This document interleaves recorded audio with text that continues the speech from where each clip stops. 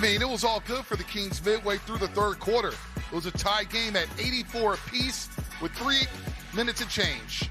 And from that point, the Warriors outscored the Kings 53-19 to blow this one wide open as the Dubs have won 8 of their last 11 games. They now improve to 2-0 on this 8-game homestand, looking to continue the good time Sunday against the Atlanta Hawks. We welcome everybody to Toyota Warriors Postgame Live with the Hall of Famer Chris Mullin. I am Bonta Hill here at the Gatehouse in Thrive City. Mullin, the Kings are doing whatever they could do. They're getting any shot they wanted. And as you know, a lineup that consisted of Jimmy Butler, Al Horford, De'Anthony Melton, Brendan Pajimski, and Will Richard. They scored their last 13 points of the third quarter, and they never looked back. Yeah, Bonta, so you're talking about 3.5 quarters more that the Kings were in this game. Basically 15 minutes, the Warriors dominated the Kings.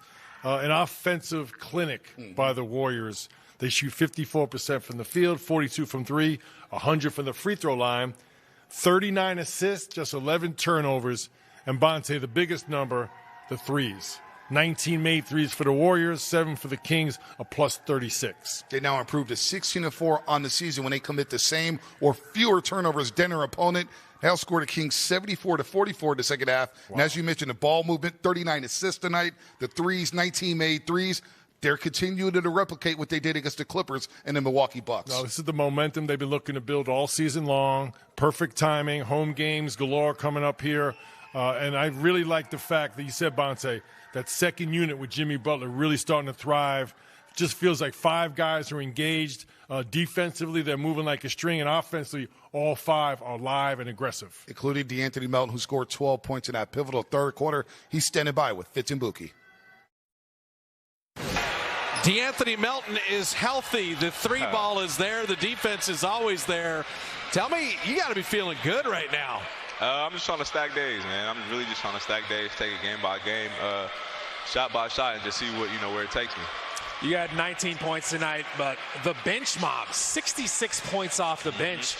Talk to me about how you guys are playing well together. The flow is there, the ball movement, everybody kind of doing their part there.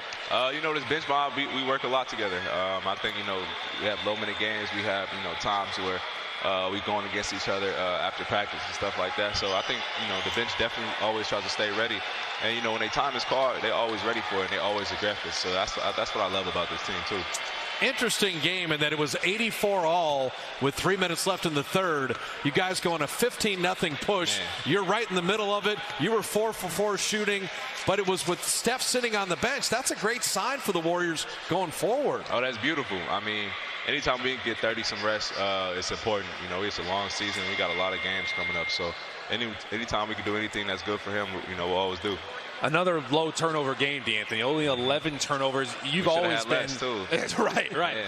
You've always been one of the low turnover guys throughout your career. What are the conversations you're having, and what are you telling your teammates about that? The emphasis is just on easy plays sometimes. We're such a good team that once we have the ball in our hands, we can figure it out. But giving the other team the ball, especially in transition, it's tough to cover, especially with the guys we got on this team. A lot of teams want to get in transition to try to beat us. So every time we get a shot up, it's beautiful for us. You're the connector. There's older guys on the team, plenty of younger guys on the team. You're 27 and right in your prime. You got each foot in both worlds there. Yeah, something like that. So I can definitely relate to both sides. I try to talk to some of the young dudes, but also at the same time, I feel all the old dudes, what they be going through too. So I love it, just trying to take it day by day, man. And how are you feeling? Because you have your burst back. You're able to exploit matchups. You get a big on you. You're going by them so easily now. And that's kind of what you've done throughout your career. But it must feel so amazing for you being this healthy now. Oh, most definitely. I mean, earlier in my career, I just felt a little looser, just in my body. So now I feel tight, and I feel in control more. And I just feel a lot stronger going to the rim and figuring out different ways to, be effective for my team too, really. We'll let you go with this one. No complaints with an 8-game homestand, right? Not a complaint in the world, honestly. Get ready for Sunday. Thanks for stopping. We appreciate it. Yeah, most definitely.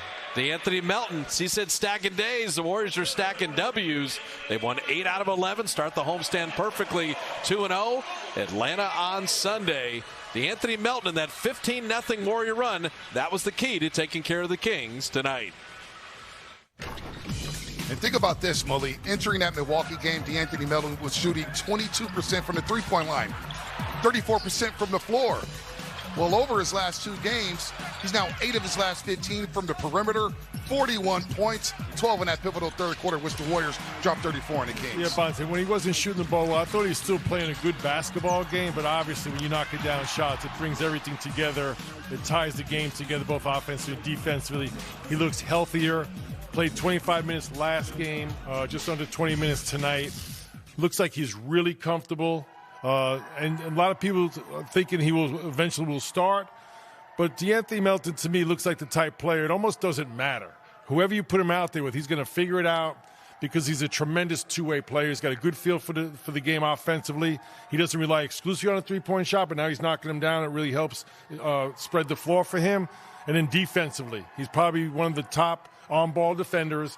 Big, strong. He can switch 1 through 3, maybe even 4 on a given night. So he's one of those guys, as Fish said, he connects the game because he's a tremendous two-way player. Yeah, Warriors now 3 games over 500. Season high 39 assists for the Dubs. The bench outscored Sacramento's bench 66-38. And it wasn't just Melton. It was also Gary Payton II, who missed the game against Milwaukee due to an ankle injury. It was good to see him back, cutting to the basket. 6-7, Mullin. And how about this? He's only 6'2", right? But he plays well above his height. He plays like a big. 1 rebound shy of a double-double. No, similar to De'Anthony Melton, Bonta, GP2 has a great feel for the game offensively. He knows how to figure out where to be and get himself open in the dunker spot. And much like QP did in the first half, Bonta, when you're sitting on that three-point shot, you don't always have to stay there and shoot threes. There's no reason you can't cut to the basket for layups. I think the Warriors have done a much better job being better balanced. You know what I mean? The three-point shot, they made 19 tonight. But I've seen a lot of guys cutting to the basket, getting layups, making the defense pay on both perimeter shots and in the paint. You speak of balance, 60 points in the paint tonight for the Golden State Warriors. They outscored the Kings by 10 in that painted area, thanks to GP2 going 6-7. He stopped by with the great KB, Kareth Burke, for a little one-on-one.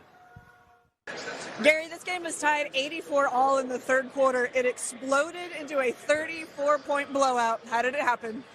Coach wanted us to really lock in on defense, get 3 stops coming out of that third quarter. So, we put a couple stops together and got out the run, made some good buckets, so it's good. What do you think about the string of games that De'Anthony Melton is having right now as he gets healthy? We know D-Mel, once he gets healthy and gets back to his normal ways, he's going to impact the game like he does, makes threes, gets stops, and ball handling and control the game for us. So it's a good addition off the bench for us. How about some good string of games for you, too, especially on the glass? What's working well for you right now? Everybody's boxing out, hitting guys, and letting me come down and get the rebound. So I shout out to the team for, hitting bodies and then just getting out and running and, just do what we do in transition. You got some compliments from Steve Kerr at practice. Again, talking about how you're a 6'3" power forward in a guard's body. As you think about your career and the things that keep you on the floor, did you expect to be a power forward? I did not. I was trying to find ways to stay on the floor, but I guess it worked out perfectly. Congratulations. Thank you. Bye. GP2 with 3 consecutive double-figure games. And how about this? 18 of his last 26 from the floor, Gary Payton II. It is Stephen Curry.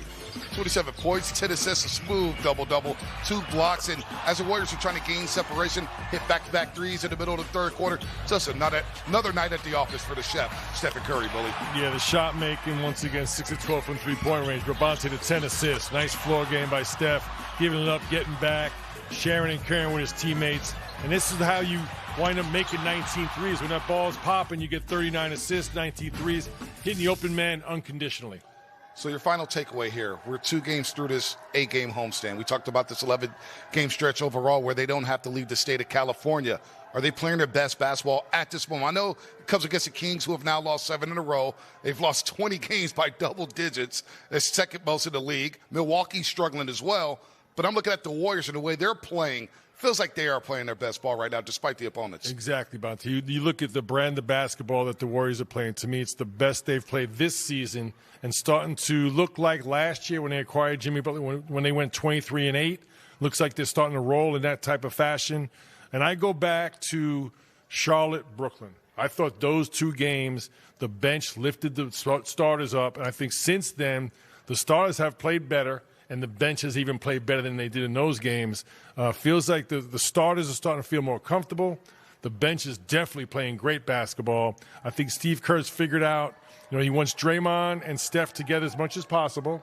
So he's been taking Jimmy off the floor early in the first quarter. But what that does allows him to play with the bench on those non-Steph Curry minutes, and they're really starting to flourish together. The spacing looks incredible with Jimmy Butler surrounded by the shooters like De'Anthony Melton, Will Richard, and now Horford and company. But the Warriors, they've won 8 of their last 11.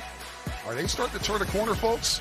We'll hear from the chef, Stephen Curry, on the other side as he dropped the double-double, his second of the season, here on Toyota Warriors Postgame Live.